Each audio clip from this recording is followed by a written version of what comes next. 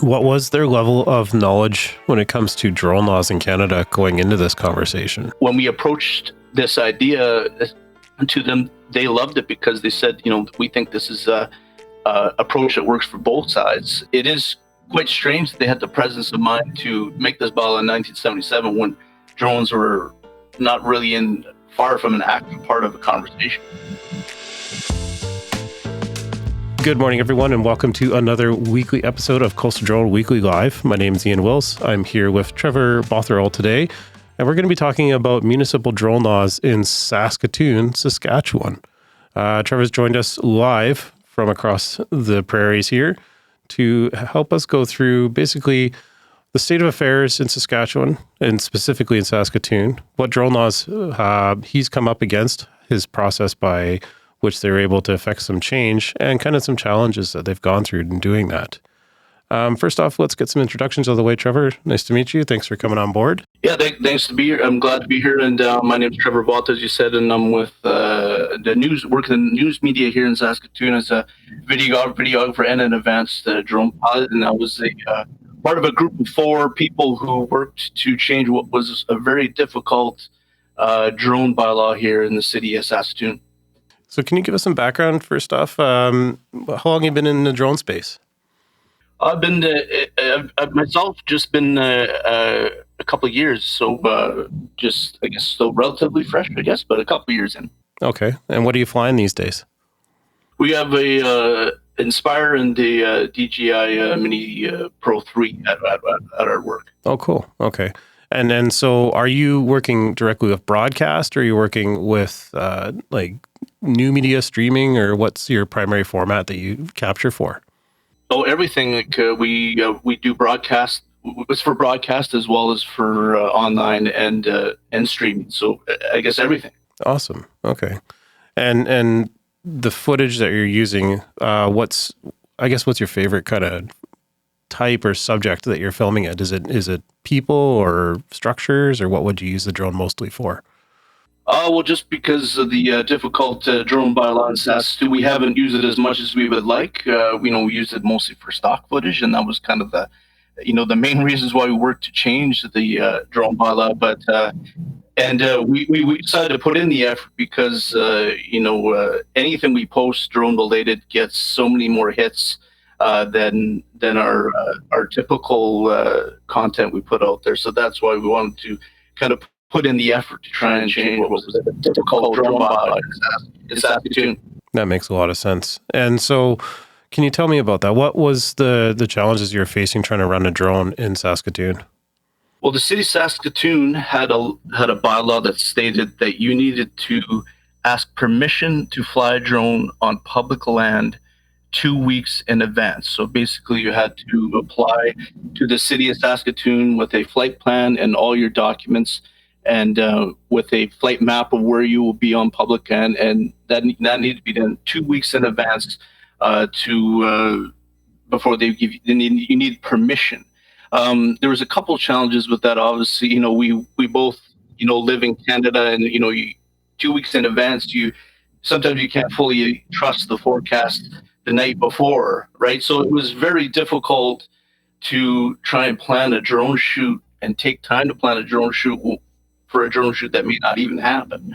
And the second challenge as well was the bylaw stated that you also need permission to be over top of public land. And we had some questions about that, in the sense that we were wondering, to get around the bylaw, if we can, get permission to be on private land, fly over public land, and come back to land on private land.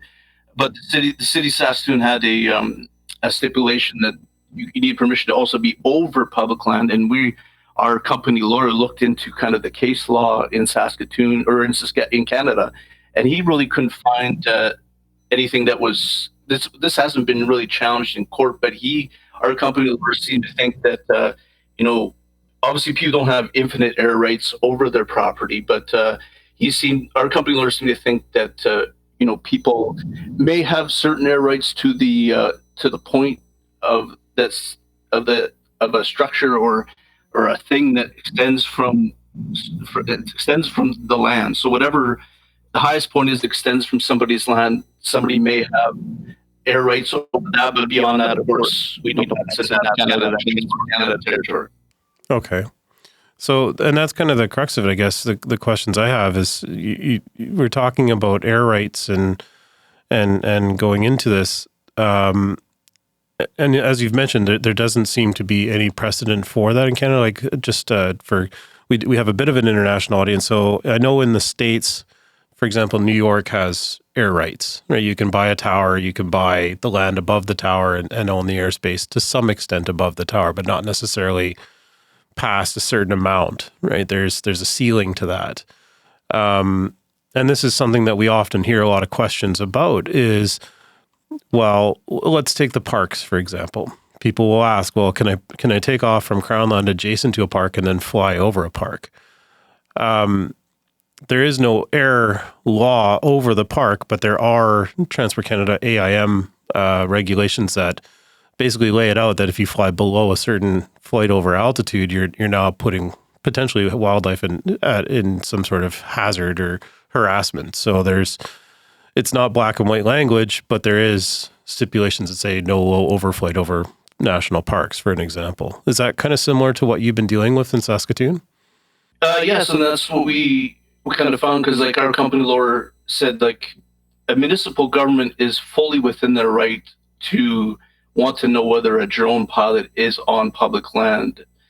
If you're using a takeoff or landing spot and you're setting up on public land, the city of Saskatoon has the full legal right to know that you're there. The difference is, with a lot of municipalities is that some municipalities don't bother to or don't care what drone pilots do in public land, but city of Saskatoon exercise that right. But of course, we all know they also put the stipulation of the over public land in the bylaw. That's really a big gray area, and that's some of the challenges we faced with the bylaw as existed at that point. Okay, so to clarify, before your efforts hit the ground, it was 2 weeks of notice to take off from any public land, and also you were unable to fly over public land in Saskatoon. Is that correct? Correct, without permission. Okay, and then so now what have you done and what's changed?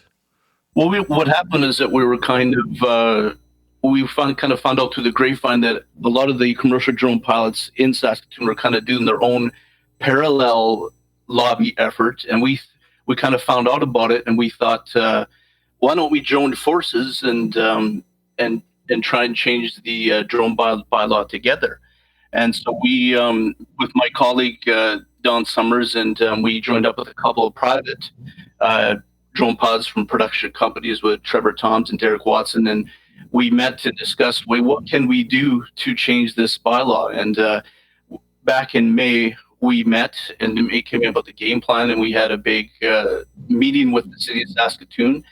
And it kind of changed my perception in a bit, because, what I thought was the city of Saskatoon being kind of close-minded and a little bull-headed towards drones was actually quite the opposite. They were just maybe a little afraid of what they didn't understand. And so in that meeting we did in May, we gave them a big kind of drone education. I even brought in my the safety gear that I use, like the pylons, to show them like the fact that I have an aviation radio license. And I brought in my aviation radar just to show them like our sandwich boards, and just to show that, when we're flying a drone in public, and we're not hiding anything. We're advertising the fact that we're there. And what we did in that meeting is we pitched. We knew that they were never going to like fully open the drone floodgates and let drone pilots fly on public land without them knowing who and what they're doing.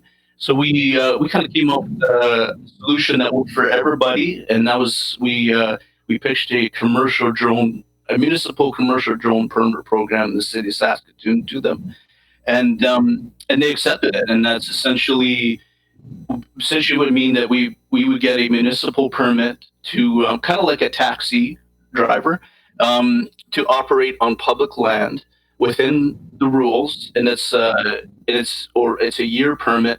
and basically the need to get permission to fly a drone in public land has completely gone away.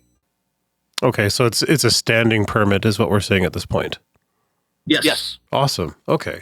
So, and is this now fee-based, or is this something that's, what does it cost to do this?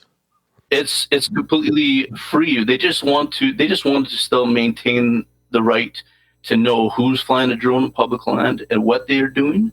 And they also, part of this permit program on the municipal level is that they want us, kind of keep submitting a flight plan. And we said that that's no extra effort at all, because our employers demand that we do a flight plan whenever we fly a drone. So we just forward to them what we've already done, and it at that meeting in May, they accepted it after they thought about it for a couple of weeks, and then it went to city council, and I spoke in front of city council, in front of all the mayor and the city councilors. Now, do you think, or are you aware of any previous efforts to your level because it's interesting you brought up the demonstration and awareness and the anxiety that potentially the city had about drones. Are you aware of any previous efforts to bring in that level of like transparency, where you brought in your safety gear, you brought in your equipment and demonstrated it to them? I'm not aware of anything like that. People have asked the city to change this law just in writing, but from what I understood, that most people just wrote in and said, "Can you just take away all these drone bylaw rules altogether?" And then, to change the bylaw was a much bigger conversation. But this municipal commercial drone permit was a lot easily done, in the sense that we're not changing the bylaw, we're just making changes within the bylaw. Okay. Yeah, that makes sense. So I'm aware of one similar parallel. So the city of Edmonton has a similar drone permitting process for use of city or municipal land. And that's my only personal experience with another municipality that has something like this. And it sounds like it's very similar. It was a notice to inform type process where you call or email in, fill out a form, let them know this is what you're going to do.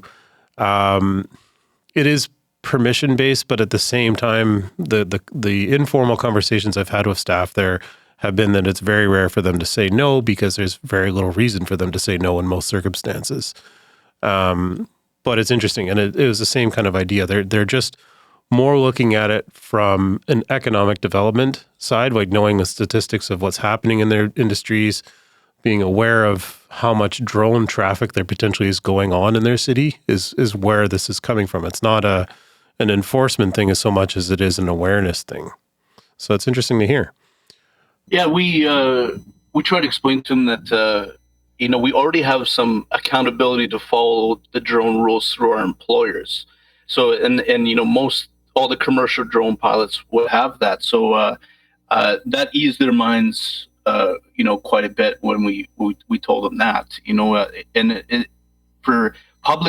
for people that in the public that want to fly a drone, they're still going to have the same rule where they need to fly 2 weeks in advance, for permission to fly a drone. Public land is just they're giving the commercial drone pilots the right to fly without needing permission. Okay, so that's an interesting question then. So we should get this out of the way, that none of this supersedes the Transport Canada requirements for drones. Like, they're not able to overstep any of the laws that are set in place for micro or basic or advanced operators in Canada at this point. No, that's right. They're not. I think they're not trying to supersede that. They're just. I think in their eyes they were trying to, help enforce those laws. But as we explained to them in the meeting, with the accountability through our employers to follow the laws, as well as that they were trying to kind of regulate something that was already in place, right? So that's what it was kind of like a double. It was like too much red tape, because they never turned down any of the drone shoots we asked for. So basically we were doing all this paperwork, every single time, which would just added resources a ton that for both sides, like as well as the city, we knew this was something they didn't necessarily want to have to deal with, but they were kind of put into that position, the city administration. So when we approached this idea to them, they loved it because they said, we think this is a approach that works for both sides, and they thanked us that we offered a credible solution that worked for both sides. Because as they said, when most people approach municipal governments and say you're doing something wrong, they don't offer a solution. So this solution went through quite fast. Like the mayor actually was impressed at how fast they got to city council, and he said, "You guys must have really impressed the city administration for it to get in front of city council this quickly." And I spoke in front of city council, and a lot of the city council's concerns centered around privacy laws on private land. If they allow this, if they allowed this to happen, what would happen if a commercial drone pilot took off from public land and then flew into private land without permission?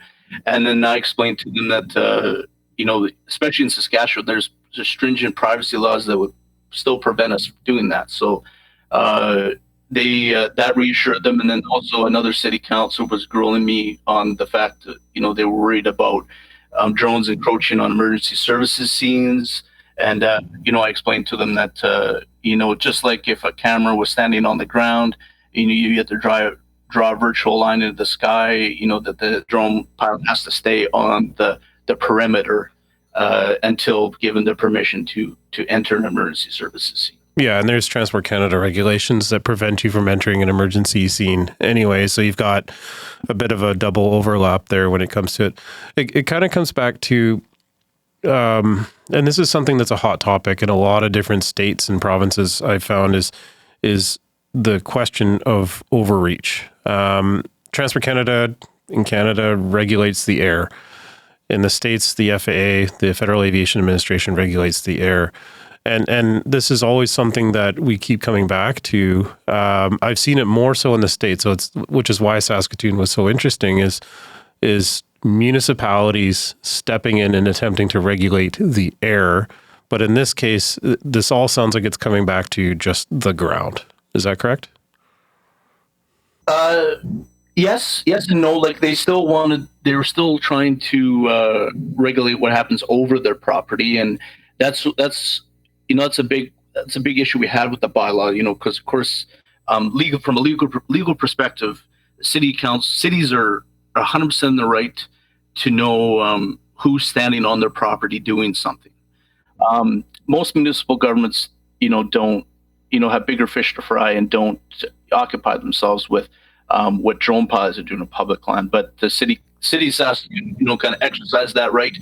But what we talked to them about was that we kind of have an issue with, trying to dictate what happens over your land. And we explained to them, how the drone laws work and stuff. And this is how we came to really a lot better understanding.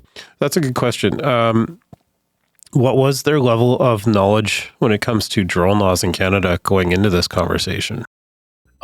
Like I said, I was surprised how little it was actually, because, I like going into the meeting, I thought they were just being closed-minded to drones, but with this bylaw, but the city solicitor was in the meeting and, he didn't even know what an advanced pilot, certificate, the name of it was, right? So the understanding of drones was very low, I would say, but we had a kind of a fruitful conversation, and I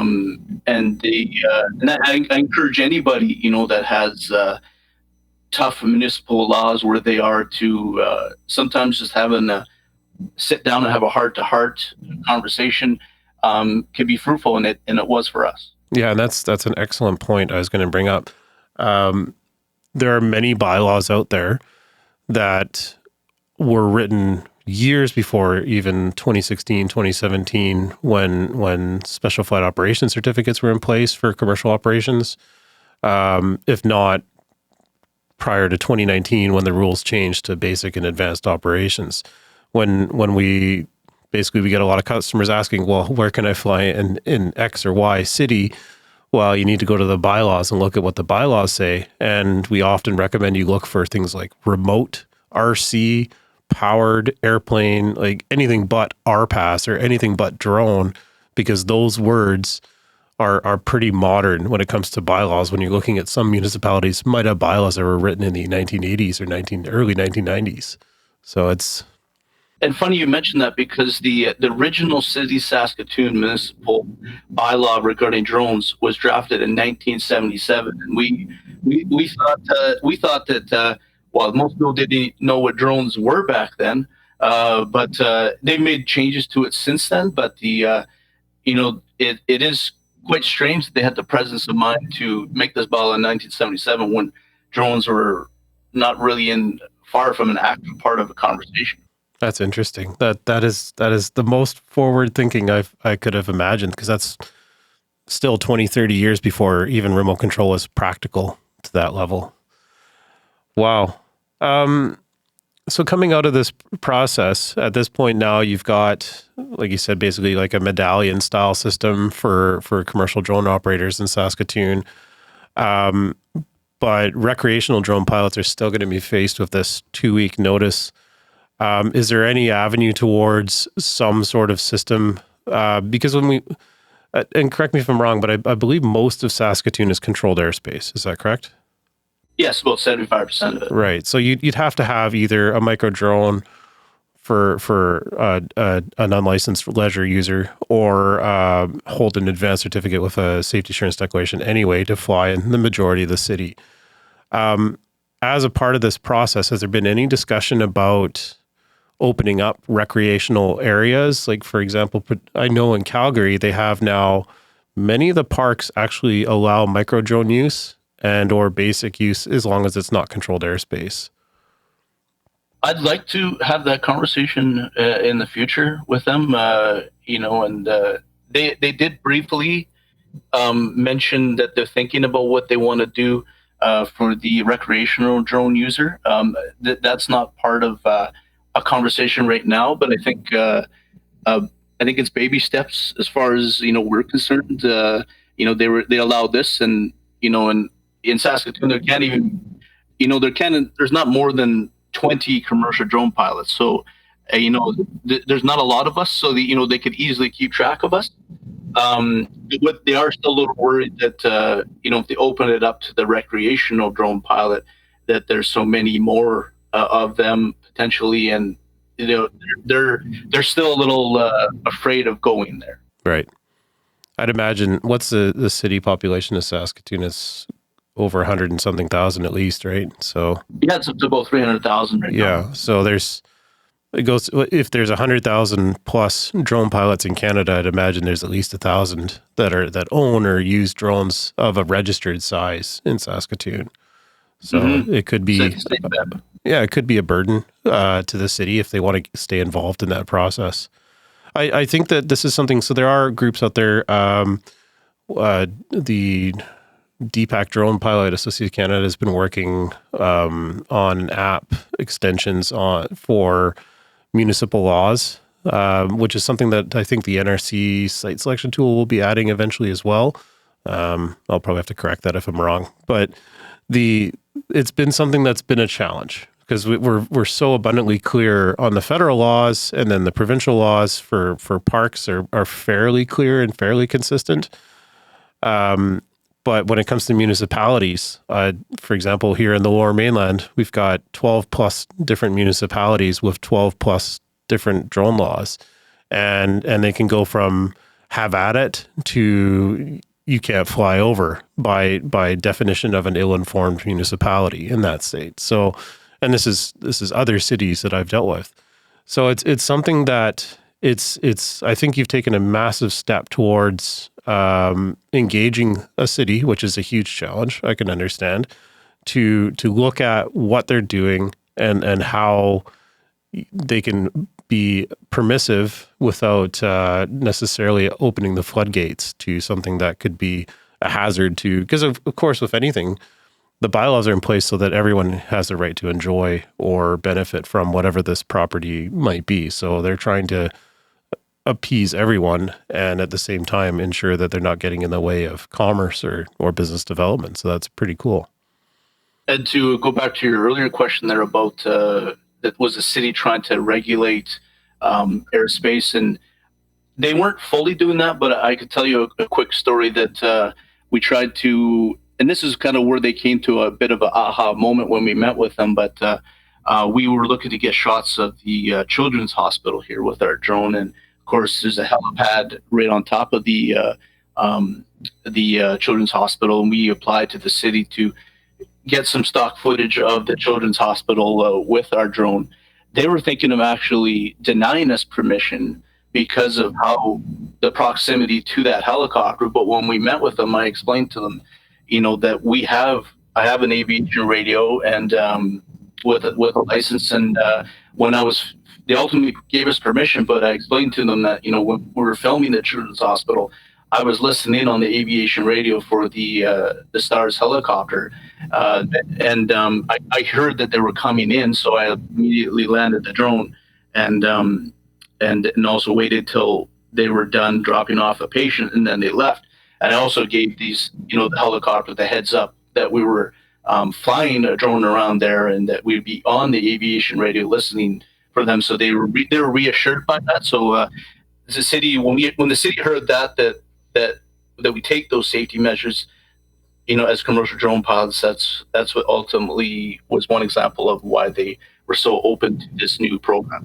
Yeah, when they see that the regulations are in place on the federal side and that the standard operating procedures are being followed to a high level of professionalism and safety, then that's definitely going to give them a sense of trust that this is going to work out well. And then they can take their hands off the reins a little bit too, it sounds like.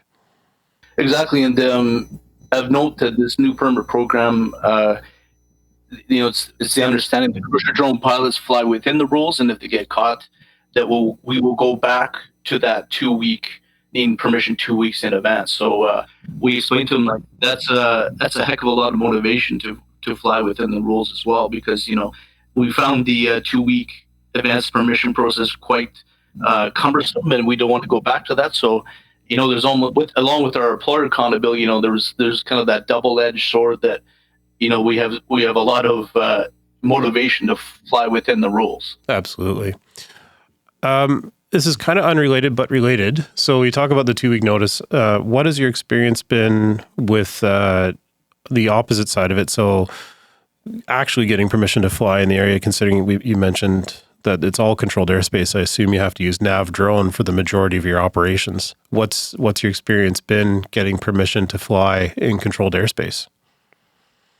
Well, in the way the rules existed before, that was difficult because I remember doing a drone shoot with a competitive water skier that was right by the airport in Saskatoon, and we tried to because when you're right next to the airport, of course, the nav drone permission can take a couple days, and when we have the 2 week advance permission on top of that, that made things quite difficult. But I've never had issues with nav drone getting nav drone permission, because of course they don't know about the bylaw here, and of course city always wanted to make sure that we were getting permission from nav drone as well. So I guess that goes back to the earlier comment that they were trying to make sure the rules that were followed, but there's already regulations in place for that.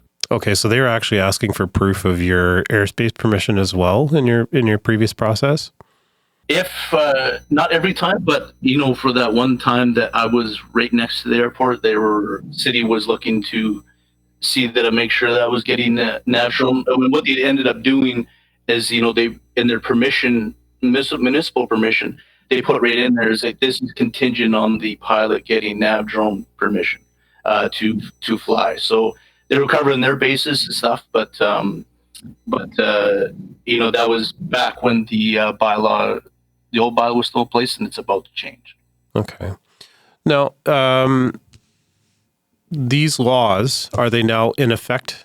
Is there a time window for this, or is this all now said and done?